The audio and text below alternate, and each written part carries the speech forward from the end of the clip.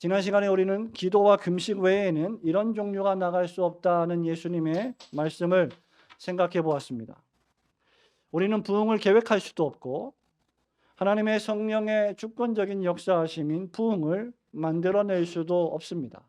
하지만 우리는 부흥을 위하여 기도할 수 있고 하나님의 부흥이 간절히 임하기를 의지하며 금식할 수는 있다라고 말씀드렸습니다. 우리는 하나님의 성령께서 역사하시는 부흥이 임하게 해달라고 기도할 수 있습니다. 그러므로 이 기도를 하지 않는다는 것은 우리의 영혼이 부흥을 갈망하지 않는다는 것이요, 우리의 영혼이 소생되기를 원하지 않는다는 우리의 영적 상태를 매우 잘 보여주는 것이라 생각합니다. 부흥을 역사하실 수 있는 주님의 능력을 구하고 그것을 위해 기도해야 한다라고 말씀드렸습니다. 하나님의 부흥에 관심을 가지고 여러분의 영혼이 소생되기를 바라고 교회의 부흥이 임하기를 소망해야 한다 했습니다. 그리고 이런 부흥은 일단 기도와 금식 외에는 다른 것으로는 발생할 수 없다라고 했습니다. 하지만 우리가 기도만 한다고 자동적으로 우리 영혼이 소생되거나 부흥이 임하는 것은 아닙니다. 우리는 부흥에 관심을 가져야 하고 기도하고 금식하면서 부흥이 임하는 일에 장애가 되는 것들을 제거해야 합니다. 그것이 바로 오늘 우리가 읽은 이 본문 말씀의 핵심입니다. 블레셋 땅에 거하던 이삭은 하나님의 축복으로 창대하고 번성했습니다. 그러자 시기 질투를 받아 아비멜렉 왕으로부터 떠나라는 명령을 받았습니다. 그러자 이삭이 블레셋을 떠나서 그랄 골짜기에 비교적 덜 비옥하고 황량했던 골짜기에 장막을 치고 그 아버지 아브라함 때 팠던 우물물들을 다시 파기 시작했다라고 본문이 기록을 하고 있습니다. 그런데 우물물은 이삭의 아버지 아브라함이 죽은 후에 블레셋 사람들이 메워버린, 막아버린 우물물이었습니다.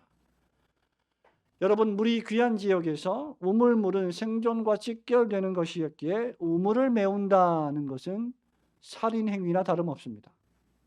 일종의 침략 행위와 적대 행위와 같았습니다. 그랄 골짜기에 거처를 옮긴 이삭 일행에게는 그 무엇보다도 물이 필요했습니다.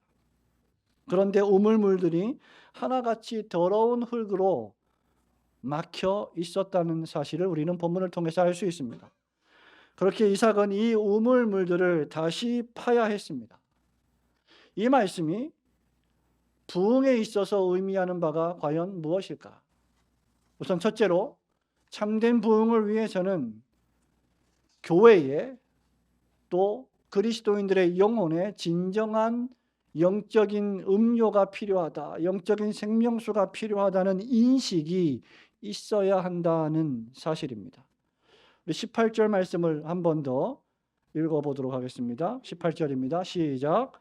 그 아버지 아브라함 때에 팠던 우물들을 다시 팠으니 이는 아브라함이 죽은 후에 블레셋 사람이 그 우물들을 메웠습니다. 이삭이 그 우물들의 이름을 그의 아버지가 부르던 이름으로 불렀더라.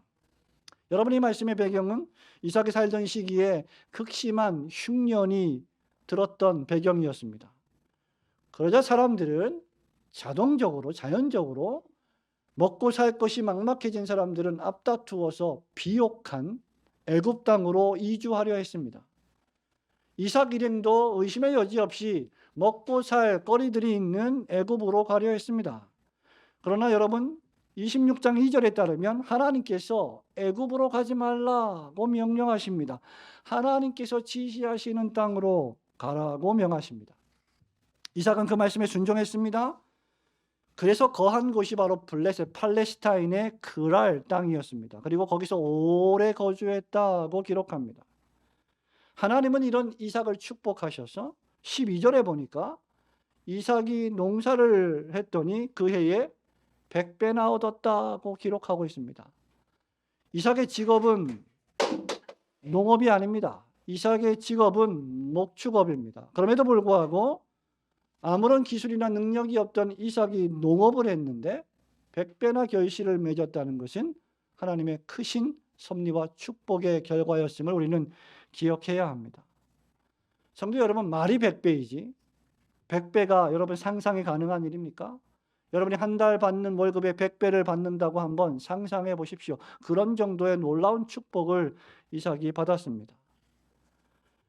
이렇게 이삭이 축복을 받은 것은 그의 아버지 아브라함처럼 이삭도 하나님의 명령에 순종했기 때문입니다.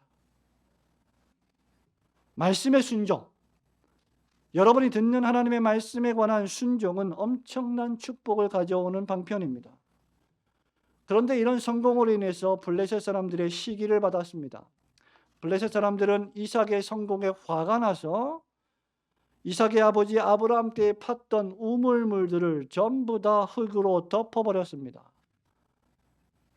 우물에 더러운 흙들을 부어서 못쓰게 만들어 버린 것입니다. 여러분, 깨끗한 우물에 흙들을 넣는 것도 참으로 상상할 수 없는 일인데 그 안에 쓰레기, 그 안에 더러운 오염물질들을 붓는다면 그 우물물은 전혀 못쓰게 될 것입니다. 이에 시기를 받은 이삭 일행이 쫓겨나게 됩니다. 그래서 그랄을 떠나 그랄 골짜기로 이동을 하게 되는 것이죠. 여기에 장막을 치고 거기 거주하게 되었습니다. 여기서 이삭이 제일 먼저 했던 행동이 무엇입니까? 바로 아브라함 때 팠던 우물물을 다시 판 것입니다. 그랄 골짜기에 도착하자마자 이삭 일행에게 가장 긴급한 문제는 무엇이었을까? 바로 물이었습니다. 이삭은 거부가 되었습니다. 100배의 복을 받았습니다. 돈이 참으로 많았습니다. 부족한 것이 하나도 없었습니다. 남부러울 것이 없었습니다. 그런데 이런 이삭에게 한 가지 부족한 것이 있었는데 그것이 바로 물이었다는 사실입니다. 이것이 본문의 중심 요점입니다. 우물물이 없으면 생명을 지탱할 방법이 없습니다. 여러분이 매일 마시는, 여러분이 아무런 걱정 없이 마시는 그 물들이 만약에 없다면 하루 이틀 사흘 견딜 수 있겠지만 일주일, 10일, 한 달, 1년 동안 마실 물이 없다면 여러분은 반드시 죽게 될 것입니다. 우물물이 없으면 생명을 지탱할 방법이 없고 가정을 지탱할 방법이 없습니다. 양떼도 소떼들도 이삭이 거느린 종들도 이삭의 가족들도 이삭 자신도 물이 없으면 생존할 수가 없는 것입니다. 이삭은 장막을 펼칠 수 있는 멋진 평야를 찾지 않았습니다. 가지고 있는 재산으로 배불리 먹으며 쾌락을 추구하고 즐거움을 추구한 것도 아닙니다. 이삭에게는 우물물이 필요했습니다. 생존의 가장 중요한 요소인 우물물 말입니다. 여러분, 이것이 오늘날 부흥과 관련하여 교회에 주는 교훈은 명확합니다. 오늘날의 교회도 그리스도인들도 물이 필요하다는 것입니다. 오늘날 교회에 가장 긴급하게 필요한 것은 건물도 돈도 숫자도 조직도 능력도 계획도 아닙니다. 그것은 물입니다. 목마름을 해결해 줄 수 있는 물 말이죠. 엄밀히 말하면 오늘날의 교회의 문제는 조직의 문제도 여러 활동의 문제도 아닙니다. 약간의 교육을 하고 약간의 상담을 받아서 해결될 수 있는 일이 결코 아닙니다. 수많은 활동들을 한다고 해도 해결될 수 있는 물이 아닙니다. 진정한 물이 필요하다는 인식이 없는, 진정한 물이 우리 영혼들에게 필요하다는 인식이 없는 한 여러분들은 결코 진정으로 예수님 앞에 나오지 않을 것입니다. 여러분에게 진정한 물이 필요하다는 인식이 없다면 여러분들은 기도하지 않을 것입니다.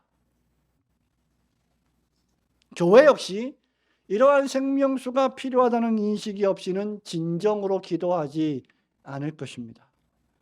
그러므로 기도한다는 것은 단순히 교회에 부흥이 임하게 해주세요, 우리가 기도하면 자동적으로 부흥이 임할 것입니다 라고 하는 자동적인 수단이 아니라 가련한 여러분들에게 생명수가 필요하다는 인식의 표현이요, 행동입니다. 그것이 기도에 담긴 의미예요. 우리 예수님께서 요한복음 7장 37절부터 뭐라고 말씀하십니까? 명절 끝날 곧 큰 날에 예수께서 서서 외쳐 이르시되 누구든지 목마르거든 내게로 와서 마시라. 나를 믿는 자는 성경의 이름과 같이 그 배에서 생수의 강이 흘러나오리라 하시니 이는 그를 믿는 자들이 받을 성령을 가리켜 말씀하신 것이라. 여러분, 누가 예수님 앞에 나올까요? 목마른 자가 나옵니다. 누구든지 목마르거든 내게로 와서 마시라. 주님이 초청하십니다. 자신이 목마른 인생이라는 인식이 없다면, 자신이 가련한 사람이라는 인식이 없다면 그는 결코 부흥을 위하여 기도하지 않을 것이고 주님 앞에 나오지 않을 것입니다. 이삭이 깨달은 것이 바로 이것입니다. 이삭은 물이 가장 시급한 문제임을 깨달았습니다. 그리고 이 물을 얻기 위해서 이삭은 애굽으로 가지 않았습니다. 다른 땅으로 가지 않았습니다. 이삭은 그 아버지 아브라함 때 팠던 우물들을 다시 팠다고 했습니다. 이삭은 쫓겨났습니다. 그랄 골짜기로 거처를 옮겼습니다. 물을 얻지 못하면 이삭의 가족들과 종들과 모든 소떼와 양떼들이 죽을 판입니다. 그런데 이삭은 물을 얻기 위하여 애굽이나 다시 그랄 땅으로 가지 않았습니다. 여러분, 물을 얻기 위해서 불신 심리학자나 상담가를 찾아가지 않았습니다. 이삭은 이 물을 얻기 위해서 어디를 가야 물을 얻을 수 있을까 점쟁이를 찾아서 점을 보지도 않았습니다. 이삭은 물을 찾기 위해서 굿을 하지도 않았습니다. 마술사를 의지하지도 않았습니다. 이삭이 한 일은 아버지 아브라함이 팠던 우물을 다시 판 것입니다. 여러분, 이삭은 아버지 아브라함이 우물을 팠던 전문가였음을 너무나 잘 알고 있었습니다. 창세기 1장부터 25장에 이르기까지 아브라함은 수많은 우물을 팠습니다. 하나님께서는 아브라함이 가는 곳마다 우물을 파게 하셨고 그들에게 물을 주셔서 번성하게 하셨고 축복하셨습니다. 사랑하는 성도 여러분, 이삭은 전혀 새로운 문제에 직면한 것이 아닙니다. 오고 오는 모든 인류가 맞이한 난제에 직면한 것입니다. 그것은 인류에게 진정한 물이 없다는 사실입니다. 물이 없이는 생명이 유지될 수 없습니다. 수많은 사람들이 이 물을 구하기 위하여 세상으로 달려갑니다.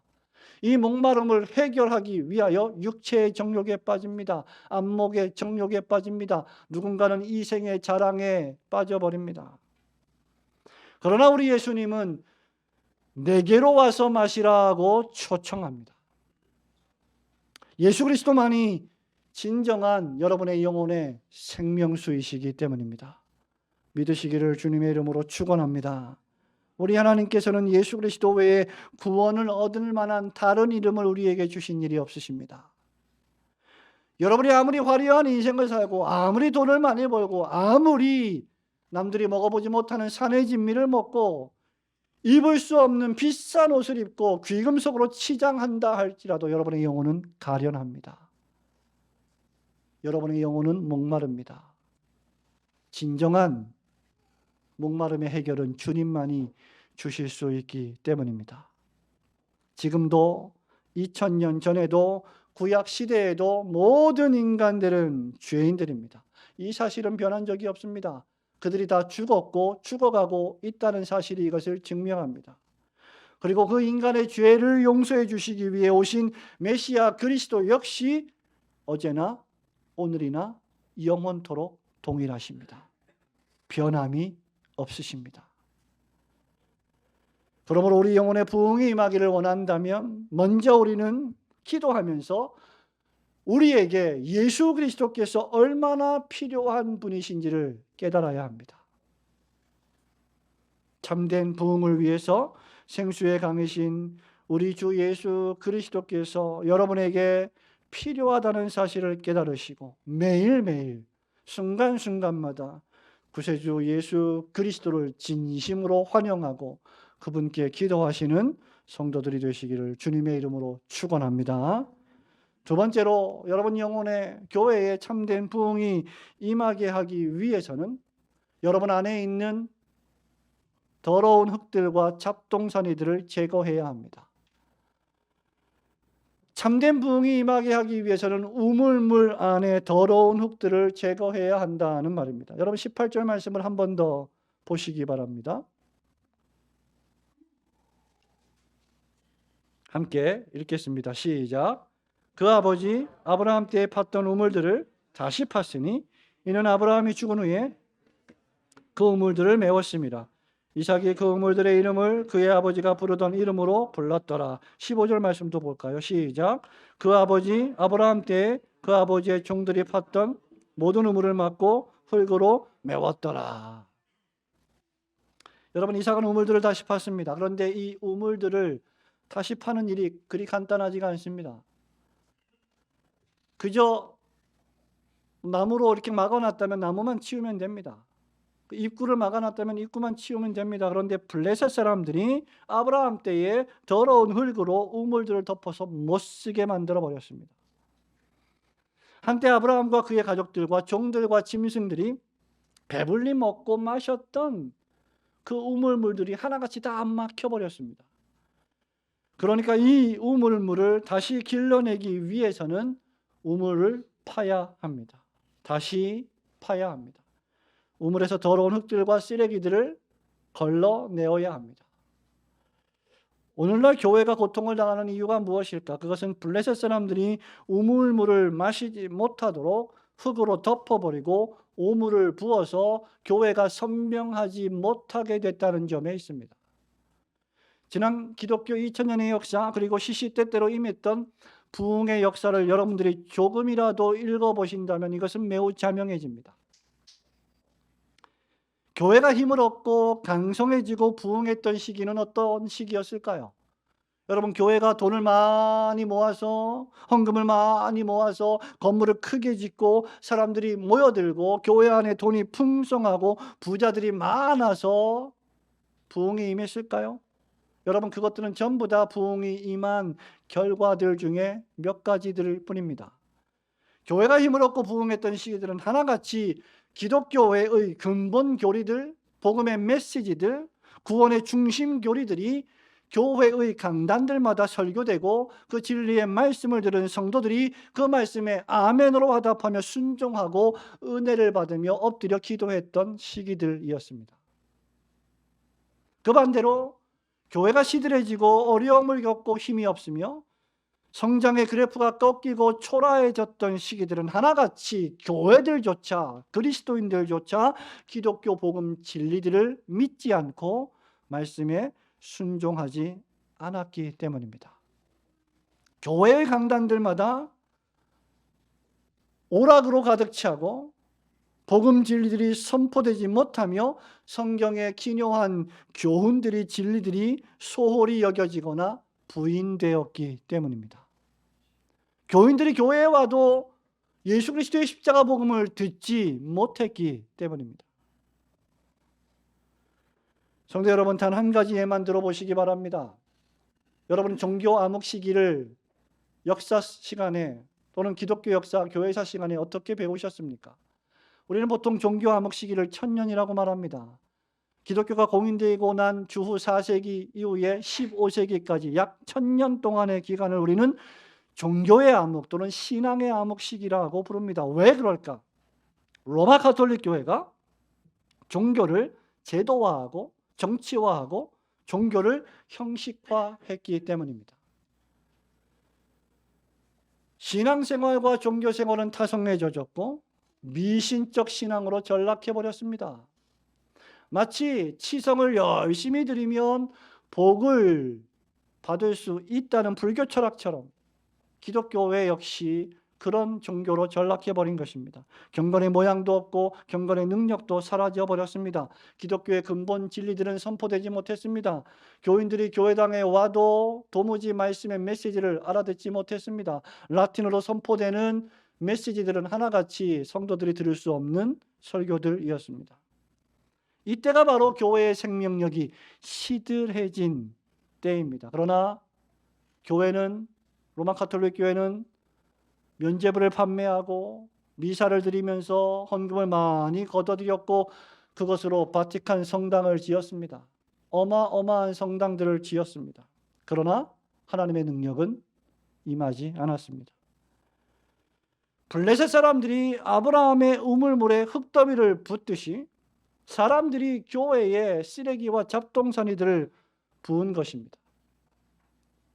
여러분, 오늘날 강단이 얼마나 코미디 같은 웃기는 곳으로 전락해 버렸습니까? 이미 그런 지 오래입니다. 교회의 강단은 내 영혼이 말씀을 들을 때 지옥문 앞에 있을 것인가 천국문 앞에 있을 것인가를 결정짓는 엄숙한 장소입니다. 웃고 떠들고 말초신경을 자극하며 즐거워하고 좋은 예배 한번 드렸다 하고 돌아가는 곳이 결코 교회가 아니라는 말입니다. 16세기에 접어들면서 마틴 루터가 이런 타성에 젖은 종교, 제도화된 종교, 그 속에서 복음분투함이 오직 믿음으로 말미암는 칭의 교리를 설교하기 시작했습니다. 시편과 갈라디아서 말씀을 연구하면서 본인 자신이 하나님의 놀라운 구원을 체험했습니다. 죄사함은 돈을 주고 면벌부, 면죄부를 사는 것이 아니라 오직 주 예수 그리스도와 그분의 십자가에서 흘리신 피로만 용서받고 의롭다함을 받을 수 있다는 복음의 진수를 설교했습니다. 이 진리가 선포되자 이 복음의 말씀은 불과 6주 만에 전 유럽의 종교개혁을 일으켰고 신앙의 부흥이 임했습니다. 여러분, 18세기의 조지 휘필드, 존 웨슬리, 조나단 에드워즈, 그들이 말씀을 순수하게 설교하고 성경의 복음을 참되게 선포했을 때 임했던 제1차, 2차 영적 대각성 운동, 부흥의 운동을 여러분은 역사 속에서 읽을 수 있습니다. 그럴 때마다 부흥이 임했고 교회의 생명력을 회복했습니다. 1907년에 불과 117년 전인 평양 대부흥운동 역시 마찬가지였습니다. 그러므로 이 말씀이 주는 교훈은 명백합니다. 오늘날의 교회들은 여러분이 개인적으로나 교회적으로 우물물을 막아버리는 흙더미들을 치워야 합니다.